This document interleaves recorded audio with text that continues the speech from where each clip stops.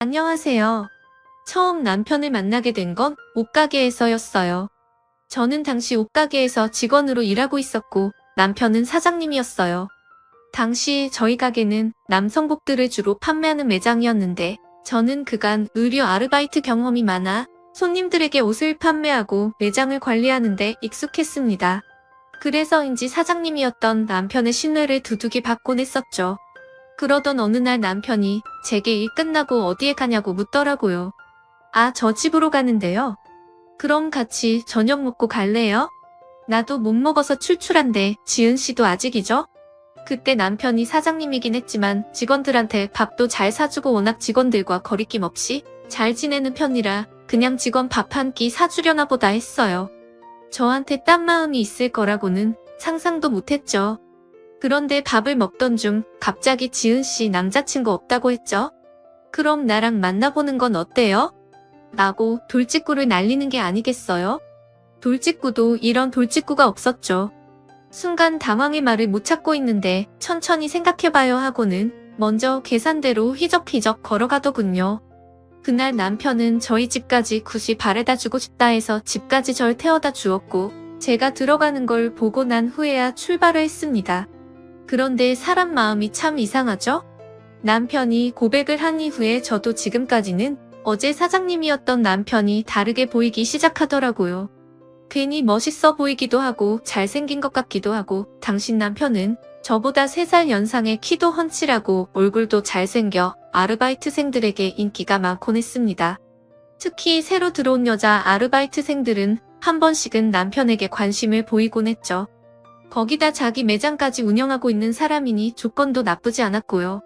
그렇게 저는 남편에게 차차 호감을 보이다 연애에 돌입했고 1년이라는 짧다면 짧은 시간 길다면 긴 시간을 걸쳐 서로 매일같이 만나다 결혼이라는 도착지에 이르렀습니다. 제일 먼저 저희가 한 건 서로의 부모님을 찾아뵙는 거였어요. 저는 일찍 아빠가 돌아가시고 엄마 밑에서 커서 저희 엄마만 남편을 보면 되었는데 예상대로 엄마는 남편을 무척 좋아하셨어요. 착실하고 예의도 바른 것 같다면서 말이죠. 그런데 아무래도 시부모님을 뵙는 자리는 좀 걱정되었어요. 하지만 걱정과 달리 시부모님께서는 그래 지은이라고 했지? 아우 예쁘게 생겼구나 얼른 오렴 이제 우리 한 식구니? 시어머니라 너무 어렵게 생각 말고 편하게 부탁하고 싶은 거 있으면 다 해 하며 저를 반갑게 맞이해 주시더라고요. 그때 참 바퀴에 기름칠이 잘 된 것처럼 모든 게 착착 들어맞다는 생각이 들었어요. 하지만 제가 그 믿음이 깨지게 된 건 불과 결혼하고 나서 반년도 채 되지 않아서였어요. 저희는 결혼 후 원래는 함께 매장을 운영하기로 했는데요. 제가 갑작스레 다른 의류회사에 취직을 하면서부터 저는 회사로 남편은 가게로 출근을 하게 되었습니다. 그런데 어느 날부터인가 남편이 점점 집에 늦게 들어오기 시작하더라고요. 오빠 오늘 늦어? 나 오빠랑 같이 저녁 먹으려고 기다리고 있었는데 오빠 좋아하는 아구찜 해놨어. 아, 나 오늘 늦는데 재고 정리할 게 많아서 어떡하냐? 너 혼자 먹어야겠다. 정리하고 가면 늦을 것 같아. 그래? 알겠어. 어쩔 수 없지 뭐. 처음엔 일 때문인 줄만 알았죠. 저도 옷가게에서 남편과 같이 일했지만 재고를 정리해야 하는 날엔 집에도 가지 못하고 밤새 같이 정리를 하곤 했었거든요. 그래서 남편의 말을 납득하고 이해했죠. 그런데 문제는 점점 아무 이유도 없이 늦는 날이 많아지는 거였습니다. 그러면서 제가 뭐라고 하면 넌 왜 자꾸 바가지를 굽냐?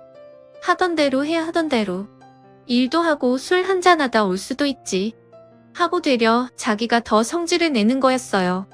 남들은 신혼생활이니 뭐니 웃으며 즐거워할 때 아내가 일찍 들어오라는데 거기에다 대고 저런 말을 하는 남편.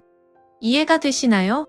저는 순간 가슴속에서 열불이 나 어느 날은 참다 남편에게 빽소리를 지르고 말았어요. 지금 장난해? 오빠 이거 몇 번째야? 그놈의 일 핑계 그만 대고 당장 들어와. 안 그럼 이혼이니까. 제 말에 남편은 겁을 먹은 건지 그제야 조심스레 집으로 기어들어오더군요. 그러면서 제게 하는 말이 앞으로 자기 하는 일에 간섭하지 말라는 식의 말들을 늘어놓더라고요. 기가 막혔어요. 여보 우리 지금 결혼한 지 1년도 안 됐어. 그럼 일찍 들어와서 나랑 연애할 때처럼 시간도 보내고 할 수 있잖아. 우리 서로 결혼했다고 소홀해지지 않기로 했잖아. 누가 소홀해진대? 그게 아니고 나도 일이 바쁘고 하니까 서로 각자의 시간을 좀 갖자는 거 아니냐? 왜 말귀를 못 알아들어? 뭐? 지금 누가 누구 보고 말귀를 못 알아듣는데 당신 말 다 했어? 그렇게 그날 저흰 처음으로 격한 부부싸움을 하게 되었고, 그리고 일어나면 눈도 서로 안 마주치는 냉정기를 갖게 되었어요. 제가 좀 풀어보려고 다가가도 남편은 여전히 늦게 들어오고 술 냄새만 폴폴 풍기고 있으니 언젠가부터는 상대하기도 싫더라고요. 결혼은 내가 왜 했나 싶고 이 사람이면 함께 행복할 수 있을 줄 알았는데 어디서부터 꼬였나 싶었어요. 정말 별의 별 생각이 다 들었던 것 같아요. 그렇게 저는 신혼 1년차 하루하루를 눈물로 보내게 되었어요. 하지만 가뜩이나 힘든데 여기에 더 저를 힘들게 했던 사람이 바로 저의 시어머니였어요. 얘, 너 우리 진원이 밥 챙겨 먹였지? 걔는 내가 어렸을 때부터 뜨뜻한 밥 해먹여서 밥은 꼭 따뜻하게 해줘야 해. 괜히 냉장고에 밥 넣어놓고 전자레인지 돌리지 말고 밥은 꼭 새 밥으로 해라. 어? 아, 맞다. 그리고 너 이거 여기 먼지 좀 봐라. 내가 냉장고 정리는 수시로 하라 했잖아. 안 그럼 먼지 쌓인다고. 네 어머니. 밥은 잘 해먹이고 있어요. 걱정 마세요. 원래 시어머니는 저희 부부가 살았던 서울에서 좀 떨어진 지방에 살고 있으셨어요. 그런데 갑자기 시아버지가 돌아가시면서 살던 집을 정리하시고 이곳 근처로 오시겠다고 하더라고요. 아무래도 시아버님 돌아가시면 혼자 사시는 게 얼마나 적적하실까 싶어 안쓰러운 마음에 이리로 오시라고 알겠다고 말했지만 솔직히 이럴 줄 알았다면 반대했을 겁니다. 우선 저희 집 바로 옆동으로 이사 오실 줄도 몰랐고 밥 먹듯이 매일 드나드실 줄은 상상도 못했거든요. 어떻게 보면 이 기회에 아들이 매일 늦게 들어오고 술 마시고 하는 걸 보시게 되니 잘된 거라 생각하기도 했어요. 그런데 웬걸 얘 남자가 밖에서 일하고 돌아다니면 술도 마시고 할 수 있는 거야. 그런 것도 못하면 어떻게 사회생활하니? 너도 사회생활에서 알잖아. 그러니 그런 거 가지고 괜히 얘 피곤하게 뭐라 하면 안 된다. 너, 내가 우리 아들을 잘 알지만 우리 아들은 건전하고 바르게 큰애라 딴 짓은 안 해. 하고 말씀하시더라고요. 어머니, 저도 사회생활 해봐서 아는데요. 회식 자리는 참석하는 게 맞지만 진한 씨는 사장님이잖아요. 일주일에 두세 번씩 회식 자리가 있는 게 말이 되나요? 그럼 그걸 자기가 주도했단 말인데 말이 안 되지 않을까요? 어머, 너 어디서 말대답을 그리 따박따박 하는 거야? 니네 집에서 그러라고 가르쳤어? 그리고 지금 내 앞에서 우리 아들 헐뜯는 거야? 너, 내 남편 그렇게 헐뜯으면 좋으니? 우리 진한이가 무슨 알코올 중독자도 아니고 남자가 그 정도 술 먹는 건 괜찮은 거야. 아무것도 모르면서 이 애는? 시어머니한테 말대답이나 하고 너 당장 나한테 사과해라. 말도 안 되는 이유로 제게 수치심을 안겨주며 죽어라 아들 편을 드는 시어머니를 보니 할 말이 없더라고요. 시어머니가 물론 무조건 제 편을 들어주리라 기대하진 않았지만 솔직히 허탈했어요. 시집 오기 전엔 귀한 며느리가 우리 집에 와서 좋다. 친엄마처럼 잘해줄게 하시던 분이 대놓고 구박에 잔소리에 거기다 철없는 남편 편까지 자처하시니 실망스럽고 사람을 너무 쉽게 믿은 제가 싫어지기까지 했어요. 결국 기댈 데가 친정밖에 없더군요. 엄마 뭐해? 엄마 일하지. 왜 무슨 일 있니? 아니 그건 아니고 그냥 엄마 목소리 듣고 싶어서 전화했어. 목소리 듣고 싶다는 애가 왜 이리 힘이 없어? 무슨 일 있어? 사위가 힘들게 해? 엄마의 따뜻한 목소리를 듣자 곧바로 제가 가진 고민과 슬픔을 죄다 엄마에게 털어놓고 싶었어요. 엄마에게 다 털고 나면 조금은 저도 후련해질 수 있을 것 같았어요. 그런데 막상 엄마 목소리를 들으니까 또 입이 안 떨어지더라고요. 시집간 지 얼마 되지 않은 딸이 이러고 산다 하면 엄마 마음이 너무 상할 것 같았어요. 그래서 그냥 아무 일 없다 하곤 서둘러 전화를 끊고선 혼자 어멍베개에 얼굴을 묻고 울었습니다. 그때 제 모습이 지금 생각해도 너무 초라해서 그날만 생각하면 아직도 가슴 언저리가 아파오곤 해요. 그렇게 남편은 점점 집에 들어오지 않고 그러던 어느 날 일이 터져버렸어요. 어쩌면 예상했어야 할 일일지도 모르겠어요. 어느 날 남편이 술에 취해 들어와 잠꼬대를 하는데 어떤 여자의 이름이 들리더라고요. 민정아 민정아. 남편은 잠꼬대를 하면서도 실실 웃었고 그러면서도 계속해서 그 여자 이름을 중얼거렸어요. 순간 기분이 쎄하더라고요. 저는 곧바로 평소 안 하던 짓을 했어요. 남편의 휴대폰을 찾아 뒤진 거였죠. 잠금 단체가 걸려있긴 했지만 몇 번 푸는 걸 봐서 패턴을 알고 있었고 금방 메신저로 들어갈 수 있었어요. 아닐 거야 하면서도 가슴은 왜 그리 쿵쾅거리던지 다행히 메신저로 들어가 모든 통화 기록과 문자 기록을 확인했는데 민정이란 이름은 그 어디에도 없었어요. 그런데 문득 남편이 자주 전화를 건 번호 하나가 눈이 띄더라고요. 남편이 종종 제 앞에서도 직원이라고 하면서 통화를 하던 번호였어요. 이름은 민석 씨라 저장이 되어 있었고요. 설마 해서 저는 통화 버튼을 눌렀고 잠시 후 컬러링이 들리더니 여보세요. 말씀하세요. 여보세요. 여자 목소리더라고요. 이 때려 죽일 놈, 이놈이 기어이 일을 저지른 거예요. 저는 전화를 끊을까 말까 잠시 망설이다 화를 꾹 참고 입술을 뗐습니다. 저 장진환 씨 아내 되는 사람인데요. 아, 네 그런데요. 이 여자는 심지어 뻔뻔하게까지 했습니다. 제가 아내라고 하는데도 놀란 기색 하나 없더라고요. 지금쯤이면 왜 자기한테 전화를 한 건지 상황 파악을 해야 하는데 말이죠. 저는 일단 전화를 끊고 남편을 깨워 추궁하기 시작했어요. 당신 민정이란 애란 바람펴 뭐뭐 민정이 걔가? 누구야? 남편은 더듬거리며 제 시선을 회피했어요. 딱 보니 바람이 맞았죠. 순간 맥이 탁 풀리면서 피가 차게 식더군요. 그제야 남편이 저 매장 오지 못하게 했던 것부터 시작해서 제 앞에서 이 여자랑 통화하면서 웃었던 것들이 하나 둘씩 떠올랐어요. 전 그대로 남편을 벽에 세워두고 가슴을 퍽퍽 치며 네가 인간이냐고 어떻게 그럴 수 있냐 소리를 쳤습니다. 남편도 그땐 상황의 심각성을 느꼈는지 아니라고 발뺌하다가 나중엔 결국 무릎을 꿇다군요. 한 번만 봐달라고 다음부터 이런 일 없을 거라고요. 내가 그 말을 어떻게 믿어. 정말이야 지은아 정말 맹세할게. 내가 우리 엄마 이름 걸고 내 이름 걸고 맹세할게. 나 진짜 바람 안 필 거야. 전 남편을 도저히 믿을 수 없었어요. 이미 남편은 신혼 초 때부터 저에게 신뢰를 잃은 터였고 저와 남편 사이엔 사랑도 하다못해 정도 남아있지 않았어요. 그냥 애 들어서기 전에 얼른 이혼하는 게 답이라는 생각이 들더군요. 그래서 저는 친정엄마에게 어렵게 이 일을 알렸고 시어머니에게도 이혼하겠다는 의사를 밝혔습니다. 하지만 남편은 끈질기게도 계속해서 제가 당시 머물고 있던 친정집을 찾아와 저를 설득했어요. 지은아 우리 너무 감정적으로 이러지 말자. 이성적으로 생각해보자고. 이성적? 지금 내가 이성적이게 생겼니? 너 때문에 졸지에 이혼녀 되게 생겼는데? 아니다. 널 믿고 결혼한 내가 바보지 내가 멍청하지. 남편은 제가 펄펄 뛰며 화를 내는데도 꼼짝 않고 자을 내내 저희 집 앞에서 얼쩡거렸어요.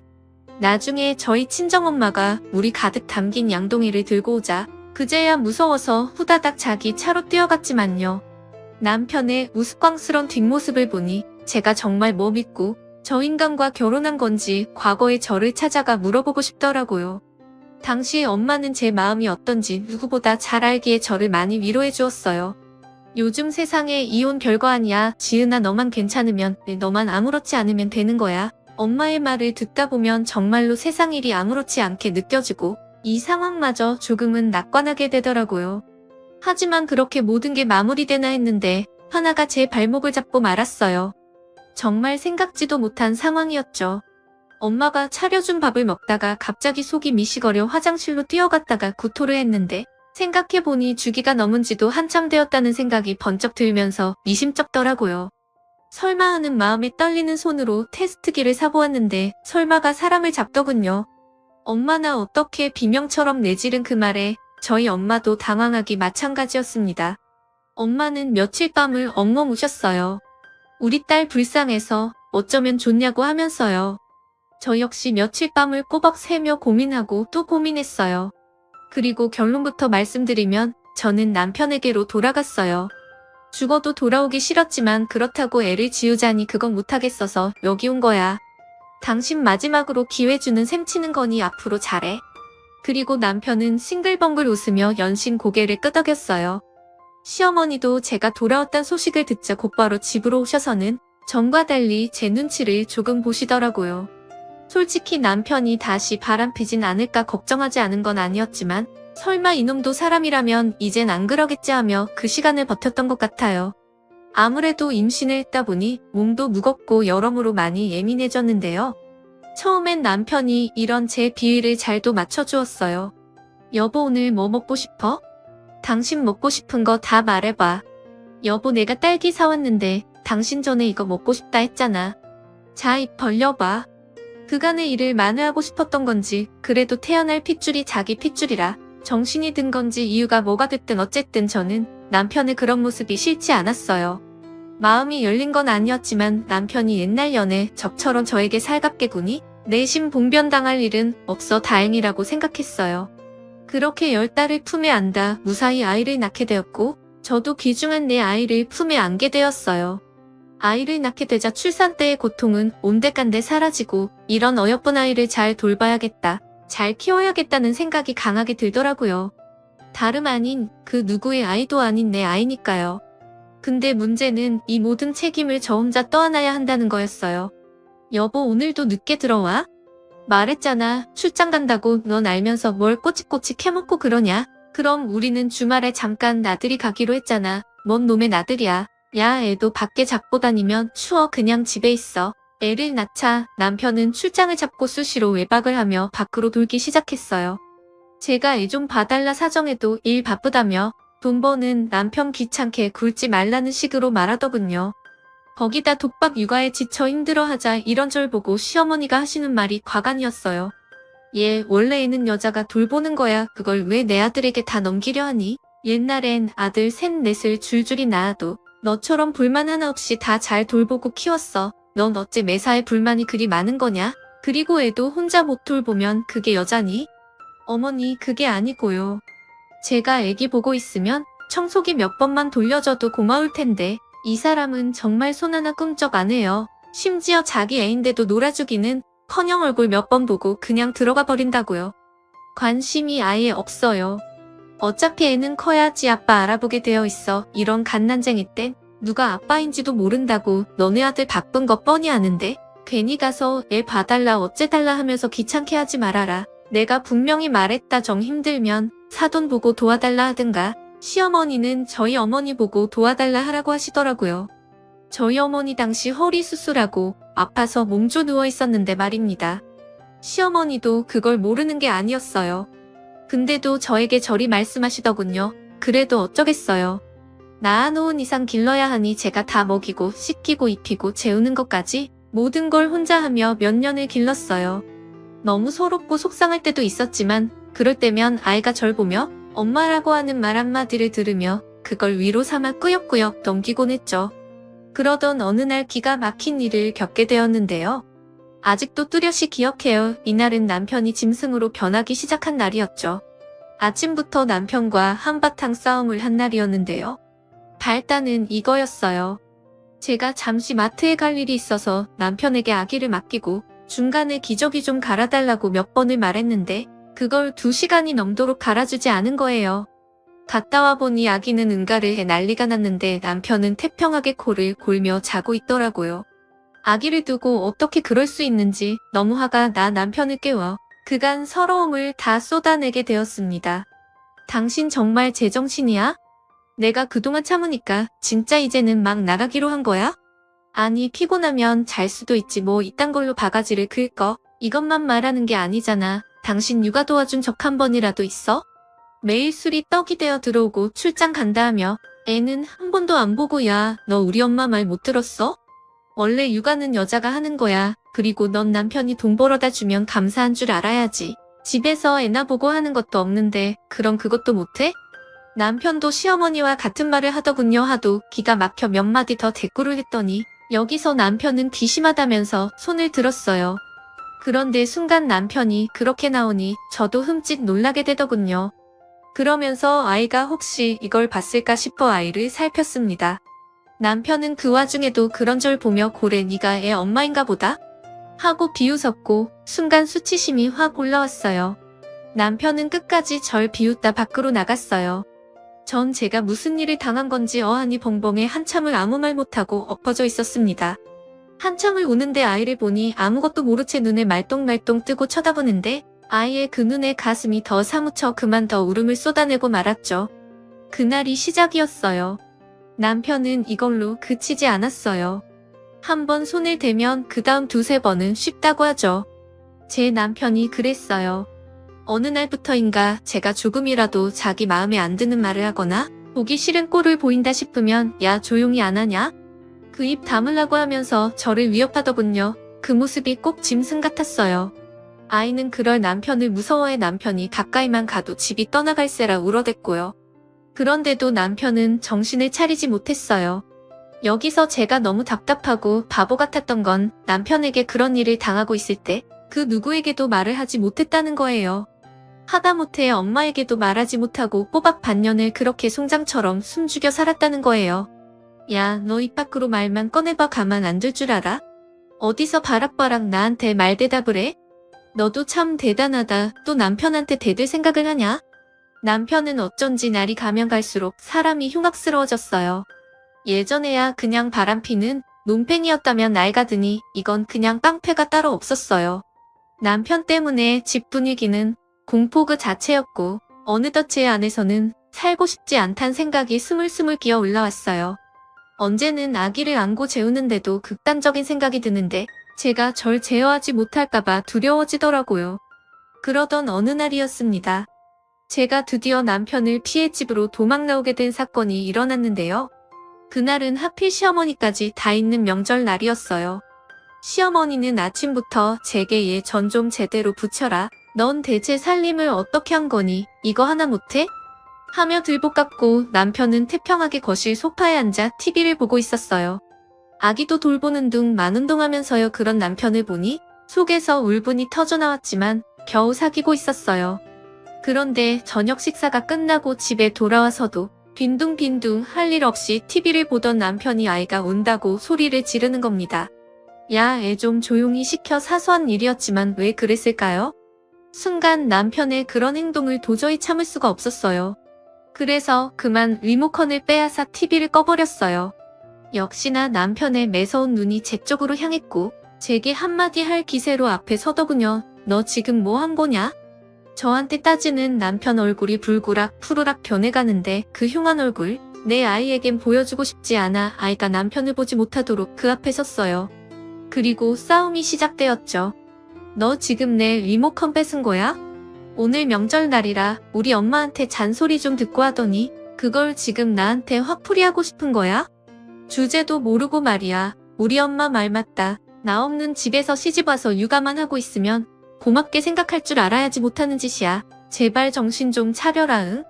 너나 정신 차려. 보는 앞에서 마누라한테 욕제거리하고 내일 밖으로 놔두기는 하고 애 한 번 안아준 적 없는 내가 나사가 빠져도 한참 빠진 놈이지 어따 내고 누구 보고 정신 차리래? 뭐라고? 너 지금 말 다 했냐? 갑자기 어디서 그런 용기가 난 걸까요? 하루 종일 시어머니에게 시달린 스트레스가 폭발이라도 한 걸까요? 남편은 제 말이 더 화가 났는지 이제 진짜 해보자는 거냐며 팔을 걷어붙였어요. 해보자고 누가 이기나 어디 해보자고. 그런데 제 말이 끝나자마자 남편이 그만 눈이 벌개지더니 저를 확 밀어버렸어요. 저는 중심을 잡지 못하고 그만 뒤로 밀려났고요. 그런데 문제는 제 뒤에 아이가 있었던 거죠. 그 바람에 아이 머리가 뒤로 넘어가면서 책장 모서리 쪽에 부딪혀 버렸어요. 안 돼, 은미야. 저는 은미의 이름을 불부짖으며 119를 불렀고 남편도 이땐 당황했는지 욕설을 내뱉으며 이게 다 저 때문이라고 고래고래 소리를 지르더군요. 그리고 저는 그날 아이를 태운 구급차에서 결심했어요. 어떻게든 남편과 이혼하겠다고요.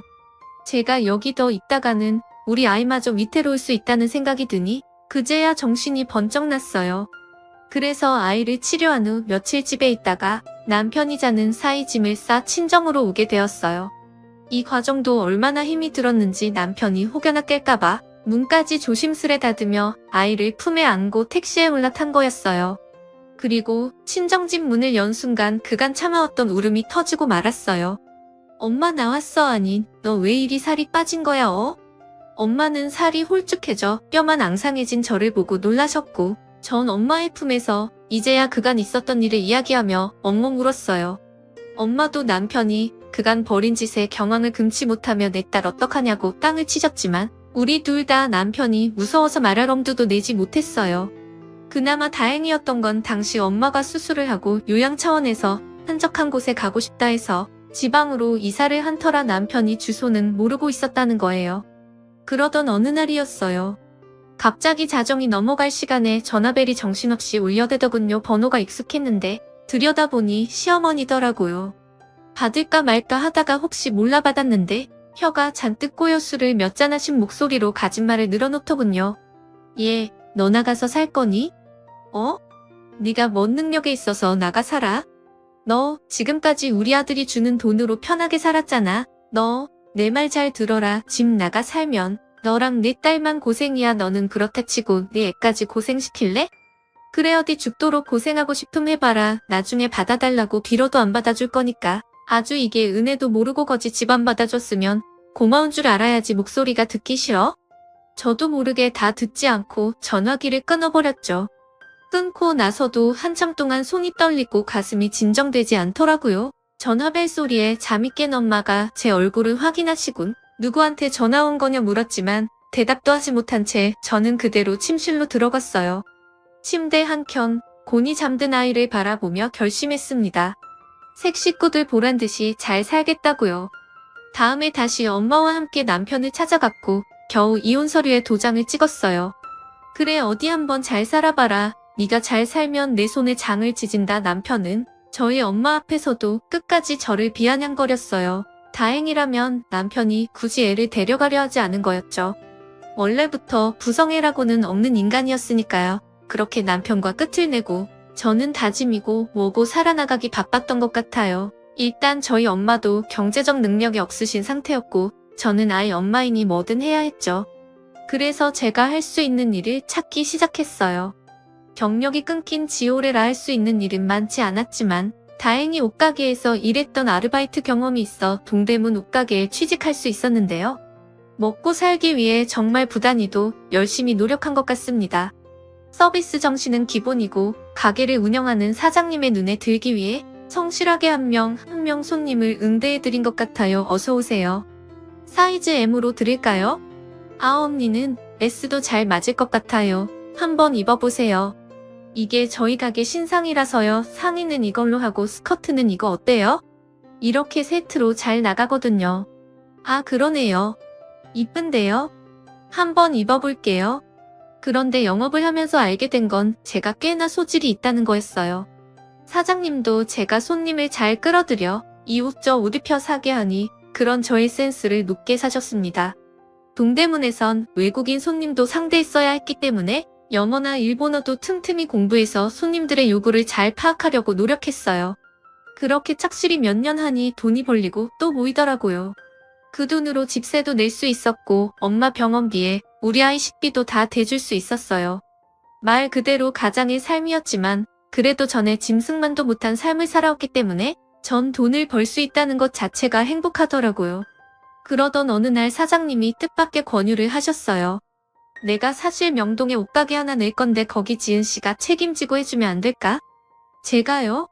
월급은 당연히 지금보다 더 쳐줄 거고 잘 때면 지은 씨가 나중에 해도 되지. 뭐 가볍게 하신 듯한 말씀이었지만 저는 솔깃했어요.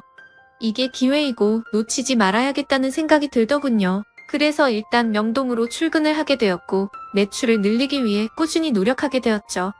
그 노력이 먹힐 때도 있고 먹히지 않을 때도 있었지만 어찌됐든 저는 하루하루의 삶에 최선을 다했어요. 놀라운 일은 그렇게 시작한 옷가게가 점점 성장해 확장을 해나가게 된 거예요. 사장님도 한 번씩 와서는 지은 씨 정말 대단한데? 이건 나도 못하겠다 하며 놀라시곤 했죠. 당시 명동은 정말로 성수기였으니까요. 버는 돈이 어마어마했을 때였죠. 그러던 중 저는 모은 돈과 사장님의 도움으로 그 가게를 인수하게 되었고 제가 사장님이 되어 이끌어가게 되었어요. 몇 년간을 이끌다 보니 노하우도 생겼고 이젠 제가 직접 운영하지 않아도 여러 명 직원을 두어 조금은 여유가 생겼어요. 덕분에 우리 아이와도 시간을 보낼 수 있게 되었죠. 그러던 찰나 정말 놀라운 일이 생겼는데요. 아마 제 인생에서 이보다 더 통쾌한 일이 있을 수 없을 거예요. 제게 전화가 걸려온 겁니다. 바로 전 남편으로부터 말이죠. 당시 남편의 전화번호는 모조리 삭제했고 저도 전화번호를 바꾸었는데 나중에 알고 보니 제 친구를 통해 전화번호를 물어보았더라고요. 저기 말이야, 잠시 만날 수 있을까? 애가 보고 싶어서 은미를 보고 싶다고? 전 남편은 갑자기 애가 보고 싶다며 제게 나와달라 했어요. 나갈까 말까 고민하다 저는 딸 아이의 의사를 먼저 물어봤는데 딸 아이가 만나기 싫다고 하더라고요. 제가 남편에게 당한 일을 아니 그런 거죠. 그래도 혹시 몰라 다시 물어봤는데도 싫다 하길래 저 혼자 일단 나갔습니다. 물론 제가 나간 데 목적이 있었죠. 바로 묵은 한을 풀기 위해서였어요. 나가보니 그곳엔 남편만 있는 게 아니었어요. 시어머니까지 같이 있었죠. 둘 다 미리 도착해 커피 한 잔도 안 시킨 채 낡은 외투를 입고 있더라고요. 무슨 일이야? 왔어? 왔니 며느라? 앉아봐라. 오랜만에 보는 두 사람의 얼굴은 정말 예전 얼굴이 맞나 싶을 정도로 너무 많이 상해 있더군요. 절 찾아온 용건을 들어보니 알겠더군요. 실은 우리가 말이다. 주식 투자를 잘못해 빚더미에 앉았거든. 그래서 빚쟁이들 피해 도망다니다. 본이 상태가 별로 좋지 못하다. 그래서 말인데 너 돈 좀 있지? 내 아들이 내 SNS인지 뭔지를 봤는데 내가 어디 큰 가게도 가지고 있고 거기 사장님이라며 그럼 우리 좀 도와줄 수 있겠다 그지? 나는 몰라도 얜 내 딸 아빠잖니야. 절 보자는 용건이 이거였어요? 그러니까 제가 어머님과 이 사람을 거두어 달라고요? 꼭 그렇다기보다는 아님 네가 돈이라도 좀 빌려주면 우리가 몇 배로 갚아주마. 우리가 그 방면에서는 아주 도사들이야. 어머니 돈 아끼니 못하는 소리가 없네요. 도사들인데 이렇게 되셨나요? 죄송한데 저는 돈 못 빌려드리고 애 아빠라는 이유로 부양할 의무 없습니다. 그런데 제가 일이 세게 나오자 역시나 남편이나 시어머니나 본색을 드러내더군요. 남편은 곧바로 욕설을 내뱉었고 시어머니는 인상을 팍 찌푸렸어요. 야, 나 은미 아빠야. 네 아빠라고. 네가 이런 독한 인간인 거 애는 아냐? 아냐고. 응나 독한 사람인 거 내 딸이 잘 알지. 너랑 있었던 그 괴로운 시간도 버텼잖아. 그러니 독하지. 내가 안 독하면 이렇게 살아있겠니? 근데 똑똑히 드러나 여기 나온 이유 하나야. 당신 인생 똑같이 수치스럽게 하려고. 나 무시하고 우습게 여기면서 함부로 주먹이 들렀지. 그거 다 증거 싹 모아서 소송이든 뭐든 걸어서 당신 더 망하게 할 수도 있어. 그러니까 앞으로 연락도 하지 말고 애도 찾지 마. 한 번만 더 나한테 욕짓거리 했다간 당신 그나마 가진 거 다 뺏길 줄 알아. 저는 그리 말하고 나와버렸습니다. 물이라도 뿌려주려 했는데 이미 바닥으로 치달은 두 사람에겐 그럴 필요도 없겠다 싶더라고요. 시어머니는 그래도 뭔 미련이 남았는지 절 따라오려 했지만 그러지도 못하게 제가 먼저 차를 타고 출발해버렸어요. 요즘 저는 시원하게 복수를 해서 그런지 10년 묵은 갈증이 내려간 것처럼 가슴이 시원해요. 사실 떳떳한 삶을 살고 있으면서도 한 번쯤은 길거리에서 우연이라도 그 인간들 얼굴 마주치고 싶었는데 이렇게 직접 전화까지 걸어주니 얼마나 고마운지 몰라요. 어쨌든 저와 저희 딸 힘든 풍파를 견디고 살아온 만큼 앞으로 더 잘 살아가겠습니다. 지금까지 저의 이야기 들어주셔서 감사해요. 저 같은 사람도 잘 버티고 살았답니다. 혹여나 지금 어딘가에서 힘든 시간을 살고 계실 여러분들도 오늘 하루 부디 힘내세요.